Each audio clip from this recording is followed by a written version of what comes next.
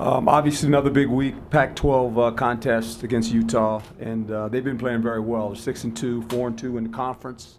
On a 4-game winning streak, have been scoring about an average of 41 points a game, which is very impressive.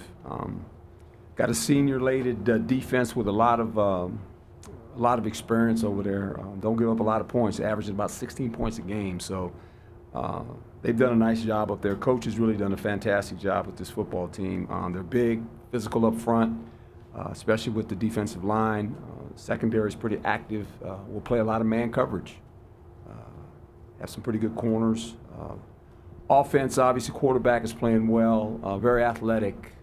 Have a back that it's really a downhill back. He comes downhill. He's not going to dodge you. He's going to run you over, and you better tackle him. They do a lot of speed option. They run the power, run zone schemes, but they run the football. They run with a purpose. A very physical football team, and they're leading the conference right now. They're 4-2 and 6-2 overall, so they have one of the better records in the Pac-12 overall record. As I said, big physical football team. Reminds me a lot of the Stanford team as well as Michigan State. It's just big, powerful football team. Very well coached. Questions? Coach Baldridge from the Sports Cave. Yeah. Two questions for you, actually. Sure. One, can you talk a little bit about the way you felt, the way the team closed out that fourth quarter with running the ball and the offensive line? And then two, talk about that big win. Obviously, every win on the road is big, but that's the one you guys got. Well, I think it's one that kind of was similar to Michigan State. When you think about it, we've won 2 games by 3 points. We've lost 4 by 7. And we had 2 where we had substantial leads where we didn't have to worry about the final outcome.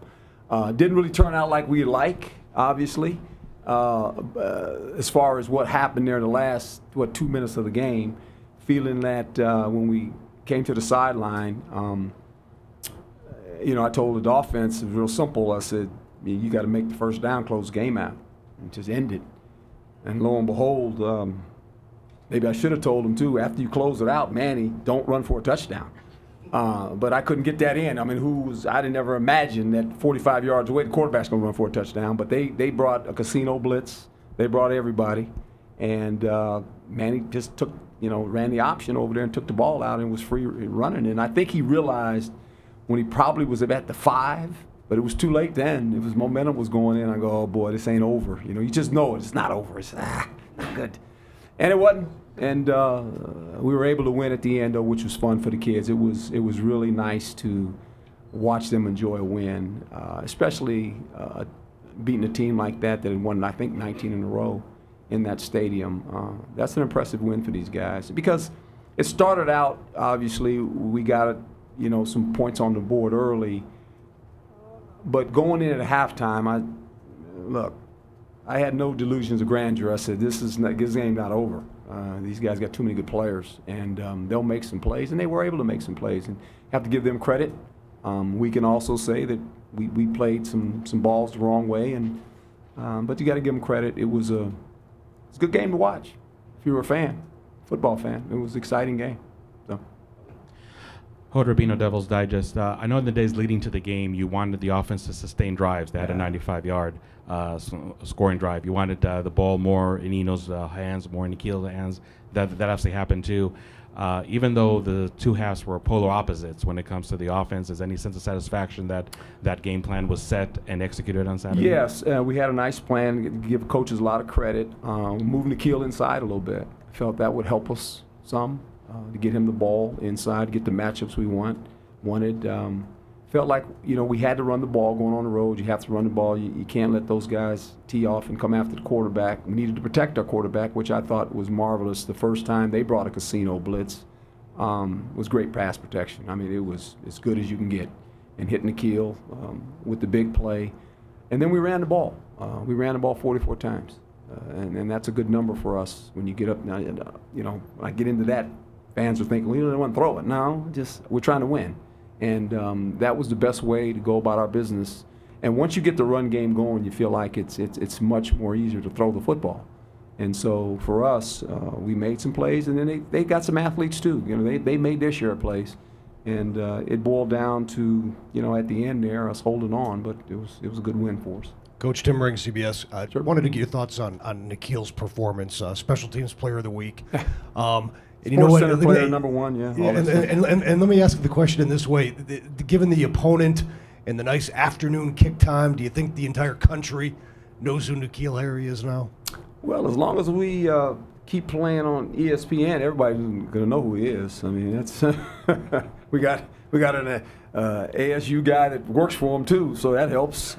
I mean, but yeah, I think people. I don't know if maybe the East Coast people don't know, but I think anybody that watches football pays attention to it. They know how good he is, and he had a big day, and he needed to have a big day. When he's playing well and Eno's playing well, and our offensive line is blocking, and Manny has time, our offense can be productive. It can be. We have some explosive players. Look, Frank. All of a sudden Manny's out, and Frank gets a nice long ball, and he drops it. And he generally doesn't drop those. He's one of the better long ball catchers. I mean, you can imagine if he catch that one, I think he was 1 or 2 in the country leading with as far as reception yards per reception, and he drops it. But we have some players that can make some plays, but it all starts with the protection and us running the football. When we can do that, then things open up for us in the passing game. Coach Michelle Gardner, Arizona Republic. A couple questions. One, how important was this win for your guys going into the Utah game? They're probably playing the best of any team in the Pac-12. How important was it for your guys to get this win and get some confidence going into a game against the team that's playing very well? Yeah, well, I think anytime you've lost the way we have lost games, I mean, it's easy to reflect on those things, and when it gets tight, thinking, oh, here we go again, and that was not the case. And anytime you can beat USC there, it's always good. It helps your program too. Let's don't kid around. And when you beat USC in Los Angeles, college football is about one thing: recruiting. And you recruit year round, and we're looking at 2020s already, and so is everybody else. So when you have that many young athletes that are there because it's their home game, and that's what happens at our home games, you have potential candidates that you're recruiting, and both teams recruit the same guys. Everybody's going for the good players. When you win a game like that, it helps you. There's no doubt about it. Coach Greg Moore, Arizona Republic. How does the team react watching film when they see one of those big plays from Nikhil? They expect it. It's like, okay, there's one. One does it again, and big players and big-time players, and I've just learned this in my history of being around football at all levels. They like playing in big games. They do. They love the stage. They just love it. They eat it up, and you have to make sure that you put them in position where they can get some matchups that you like, and then give it to them. Now, the punt return is a punt return. That's just, there's a couple of really good blocks as well. We can't lose sight of that, but that's one of those deals with Nikhil. And I keep telling him now, Nikhil, when it goes over your head, that means you shouldn't field that ball. That one, actually, he felt, when he caught it, he was okay. He didn't back up. He kind of 2 steps back, that's okay. But the one when he goes 5 and 6 steps back and you're catching it on the one, it's like, hey, you don't want to do that one. But that's Nikhil. And, he's special with the ball in his hand. He's a tough out, tough to bring down, and he's competitive. And that's what I love about the kid. He's one of the more competitive players I've ever been around at any level. He loves competing. When the game starts, he's all in now. He wants to compete. And this was a game last year that was marred with a lot of fouls. And he got into it a couple times. And I made sure I would talk to him after every series. I said, don't start. I'm going to pull you out if you start. And he's, Coach, I'm going to be good. I said, just be good. And just, keep your composure, because that's what they want to do. And, the punt return was one of the plays. Obviously the one-hand catch was fabulous. The one he came across the middle, it was a contested throw, made a good catch. But that's Nikhil. You kind of expect it, We just got to find ways to get him the ball. And a lot of times he's been doubled. People are doubling him. So moving him in the slot, I thought, helped him some. And the touchdown was beautiful. Manny threw a great ball, and the blocking was fantastic. Coach Bobby Kraus, Cronkite Sports. Yes, sir. What does it say about the resolve of this team to bounce back from a tough couple of weeks and to still have something to fight for in these last 4 weeks with the South seemingly wide open? Well, I think that that's what I love about them, to be quite honest, that they continue to compete. And our slogan's real simple: leave it on the grass. Just leave your effort on the grass, and you never have to worry about when you walk in the locker room what the score is. If it didn't go your way, you left everything you can on the grass, and that's all I ask of players. Just whatever you got, you leave it on that. You leave it right there on that grass, and it all takes care of itself, and you can live with yourself, and you can live with your teammates, because this game is about your team, and it's about guys watching the film after the game. And you know, I've always said that your biggest critics are the guys you play with, and they know. They know if you gave effort, and you know, you try to build a team that runs itself. The teams that I've been affiliated with that have won a lot, you didn't want to let your teammates down, and you didn't want to put it on tape that you let them down. And when you can build something like that, you got something special, and we're going to try to do that. That's kind of important. Everywhere I've been, teams I've played on, teams I've coached, it was about the players. And when you watch the tape, you didn't want to be embarrassed. You didn't want to let the guys to the left and to the right of you down when you watch the tape. But with your effort, you're going to get beat sometimes. You're going to make mistakes sometimes. That's okay. But effort doesn't take talent to have effort. It just takes a big heart. And they've played that way, and I'm proud of them for doing that. That's important. Chris Gleason, WCSN. Coach, one of the consistent parts of this season, Merwin Robertson, Darian Butler, freshman players like that making big plays. How much do you think it helps lay the foundation for your team when you see freshman players having an impact week to week? Well, it's important, and when we recruited those guys along with Lole and Rashari, now Rashari gets maybe not as much credit because he plays in the back end, you know, and he's had he's dropped 2 interceptions that he should have had by now, but if he has those 2, you guys are talking about him too. When you're trying to build a program, you never imagine that you have 4 freshmen that are going to play a lot. 3 of them are starters. It's a credit to them, credit to their coaches, them being good enough to play. It's hard for freshmen to come in and play. These guys are talented, but they like ball. They are all in. They're like my sons. I talk to them every day, and I told them, I said, this is going to be your football team. You're setting the foundation of this now, and you got to understand it. And they understand how hard it is, and they make some mistakes. But the effort and just liking ball, I mean, just studying ball on their computer, just doing it when they're not in this office, in this building, the questions they ask, they want to get better, and it helps you when you recruit. These kids see those freshmen playing, they say they actually coach said they can play. If they're the best player, they're going to play. I said that when I took this job. It's competitive. You have to compete. If you don't want to compete, wrong university to come to play football. You're going to compete, and you're weighed on your performance. Because in the real world, that's how life works. And if we're going to teach life skills that come from playing football, they all apply. You got to learn that. You got to come to work every day, and you're a student athlete, got to make sure you handle that part. When you come and you put yourself on the grass, you got to go compete. They know it. They flat know it, and if you don't do it, you'll stand on the sideline with me and watch. And that's how it works here, and they know it, and I think they're buying into it. And I think the more young guys that play for us and people watch us play, they're going to go, Coach will give you a shot. He'll give you a shot. If you're a good player, he's going to let you play. And that's how it's going to work around here. Hi, Jeff Metcalf, Arizona Republic. You mentioned moving Nikhil around. Just generally, how would you evaluate Rob Likens and how it's working in terms of his play calling and just what he's doing with the offense? You're not trying to get me into that Hugh Jackson situation, are you? Hugh's a good friend, by the way. That's terrible what they did to that man. It is. It's not right, but just whatever. I'm a college coach now. Rob is like anything else. I mean, he's like any coordinator. He was a wide receiver coach here last year. Now he knows the players some, but it's easy to call the plays when you're playing PlayStation. But when you walk out in the yard and you're the play caller and you sit up there, and when it doesn't work, the fans go, wow, well, that's a bad play. Well, there's a lot that goes into the play. We actually practice plays that work. We really do. We go to work every day and we practice plays we think is going to work. And sometimes the teams just beat you. They defend the play. Or sometimes, and we'll never do this because this is what coaches do not do, and I won't tolerate a coach ever to do this, you don't blame the player for not doing it right. You ever seen a coach do that in a press conference, by the way?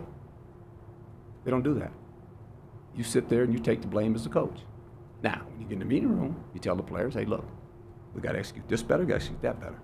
We've said players have made mistakes. Have we ever named one? And we won't. That's not our job. Our job is to fix it. And that goes along with team. It goes along with your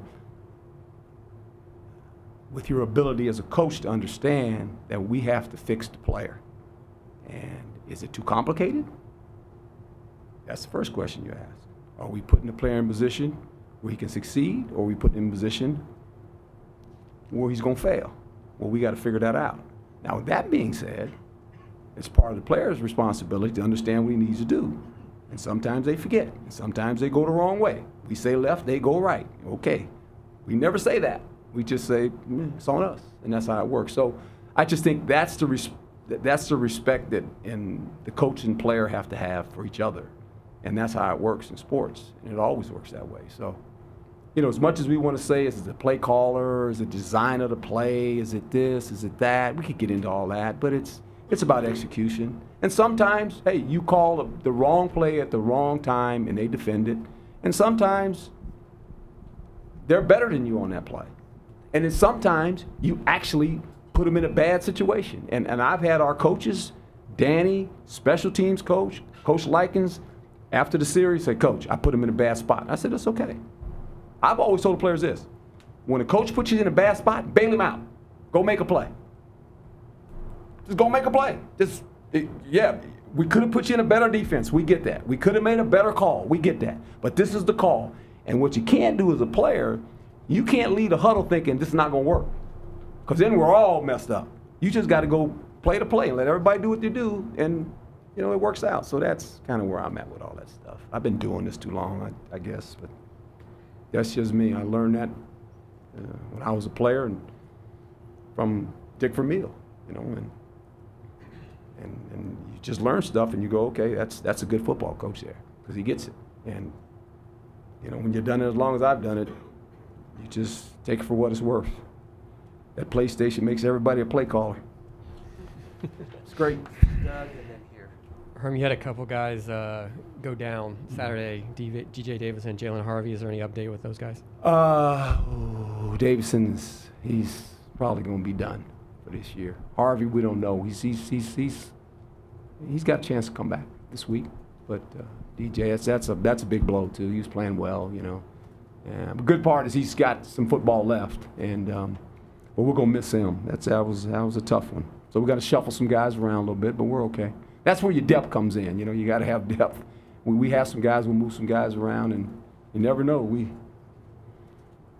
might have another freshman show up this week. You never know, because that's all we got. We don't have anybody else. They get to play 4 games, so we're okay. Coach Colette Stein, Yes, Cronkite ma'am. News. You just recently were interviewed by a former colleague and friend from ESPN, Dave Stevens. Yes. What are your thoughts on all he's accomplished and the adversity that he's overcome? Dave is a fabulous man, and spent a lot of time there at the Worldwide Leader with him. I can remember going in and meeting him when I first took the job, and he's a talented person, you know, and when you think about sometimes things that happen in your life, you can use those as a way to feel sorry for yourself. He's never done that. He's always been in the lead, positive guy, and I was glad I got to see him again, to be quite honest. You know, it's kind of fun when you see people that have touched your life in a certain way, and he was always positive. When I first took that job, he's one of the first guys I met, and he was always positive, energetic kind of guy, and told him anytime he needed me, I'll be here for him, so it was good to see him. Thanks for asking that question. Herm, Chris Cartman, Sun Devil Source. You mentioned earlier the similarities that you see with Utah to Stanford and Michigan State. So What lessons do you take from those games earlier in the year? Well, I take this. You better be physical. And it starts at the line of scrimmage on both sides of the football. Defensively, we have to tackle well. We're gonna have to really tackle really well because they make you tackle with the back end of your defense. Your corners are gonna have to tackle. You know, the safeties, they always have to tackle. They put stress on your corners because the way they block it up.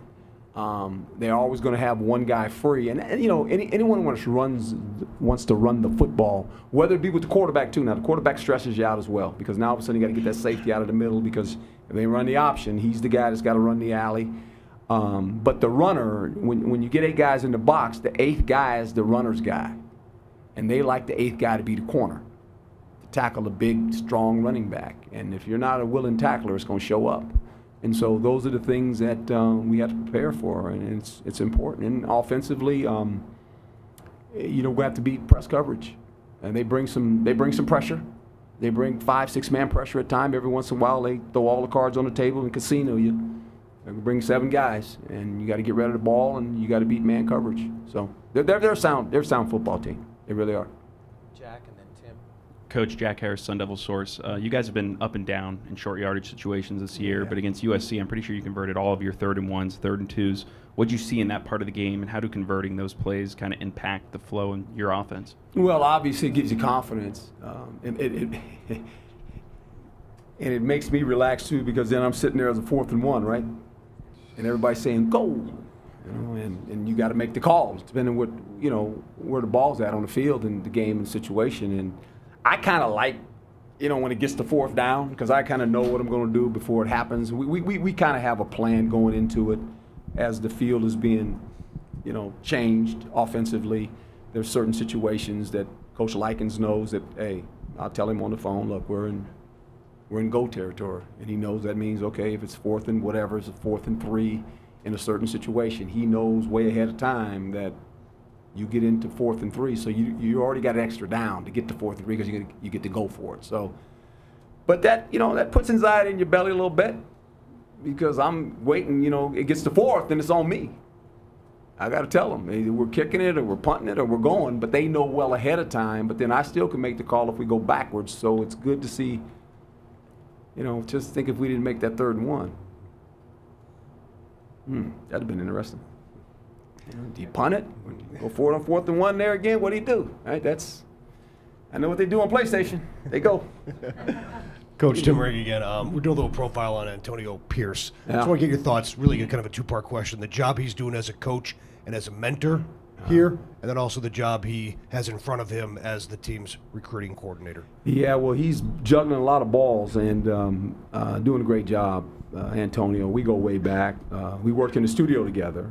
And it's kind of unique because when you work with guys, I've known him before. He was coaching, he was playing when I was coaching.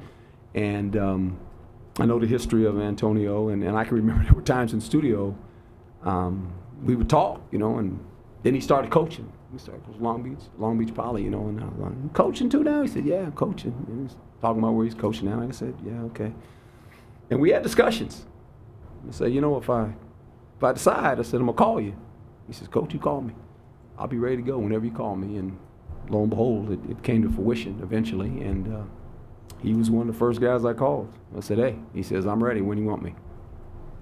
But as far as understanding these young men coming out of high school, he's well connected. And he's coached a lot of them. And he has a lot of connections in the coaching world, high school coaches.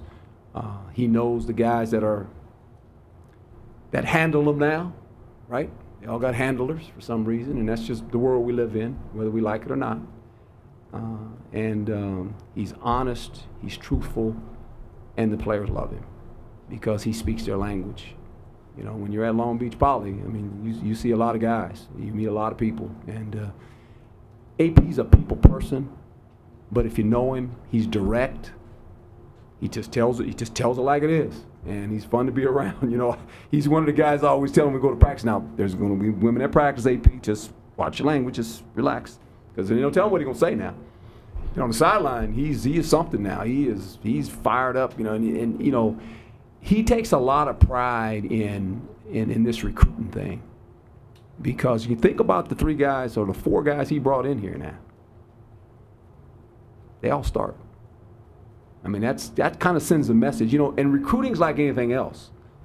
All coaches, they have areas and they have players they like, and we all decide as a staff, okay, these are the guys we're going after. We're going to ask them, do they want to commit and all that. But then when they come in, it's kind of like they become your guy. You know, and you want them to succeed, and we want them all to succeed. So you can imagine this is first year coaching. He did pretty good. He's leading the pack right now, you know, as far as getting good players. And our coaches all do work hard. So but it's kind of funny that you mentioned that. Yeah. Coach, Yes, even sir. with these last 4 games, what weight do you put on bowl games? Does it change your view of the season as a whole, or is it more for the players? No, I think obvious. It's a great way. These bowl situations are a great way to send the senior class out. I think that's important, and it's important for your university and for everybody involved, the fan base. Now, you know, the problem is now if you're not in that the national championship running, you know, all of a sudden all these other bowl games become not so important. To me, I think they're all important. A lot goes into preparing your city for a bowl game, regardless of what bowl it is. And I'm not going to mention them because then I'm going to get in trouble for not mentioning all. How many are there now? 60-something? I don't even know. There's a lot. I think what coaches like about it is you have more time to prepare your team. You get more practice dates. You know, coaches like practicing, and so that helps you. So all those things are important. But we're far from that. I mean, we got to win a lot of more games, and we got to win this one this week if we have any chance to try to do anything in this conference. And it's an important game. It's a big game, and I like those because you find out about your team. You know, the bigger the game. I think it's good to put your team in those situations because eventually you always want to be in a big game. You know, when you become a winning team and you win a lot, every game's a big game. They all become big games. I mean, Alabama has a big game every week because of the pressures that's on Alabama, right? I shouldn't mention them, but I'm going to mention them. They do. They do.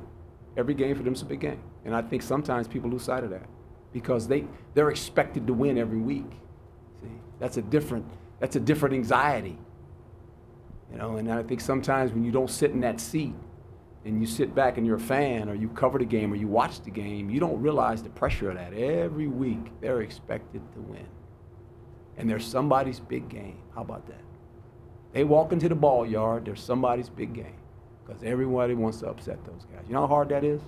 But that's a program that's been built. And I think any program that has been built over time and that understands that, the players understand that mentality. And that's what we want to build here. We want all our games to become big games because we're coming to town or we're playing in our stadium. And when you win a lot of football games, that's what it looks like. That's the atmosphere that you want to be involved in week in and week out. See, it's not just you play this school. No, they play you. So we're trying to accomplish that. And hopefully one day we'll accomplish that. That'll be a lot of fun to see that. Anyone else? All right. Thank you.